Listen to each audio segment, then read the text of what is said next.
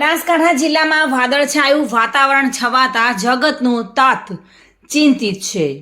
બનાસકાંઠા જિલ્લામાં વાદળછાયું વાતાવરણ થતાં ખેડૂતોની ચિંતામાં વધારો થયો છે। થોડા દિવસ અગાઉ પડેલા વરસાદના કારણે ખેડૂતોને એરંડા, વરિયાળી જેવા કેટલાક પાકોને મોટા પાયે નુકસાન પહોંચ્યું હતું અને જેના કારણે ખેડૂતો મોટી સંખ્યામાં એકત્ર થઈ જિલ્લા કલેક્ટર કચેરીને આવેદનપત્ર પણ પાઠવ્યું હતું।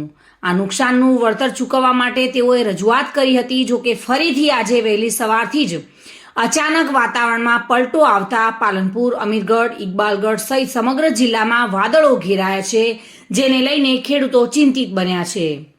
ફરી કમોસમી વરસાદ થાય તો પાકોમાં રોગ આવવાની શક્યતાઓ વધી શકે છે।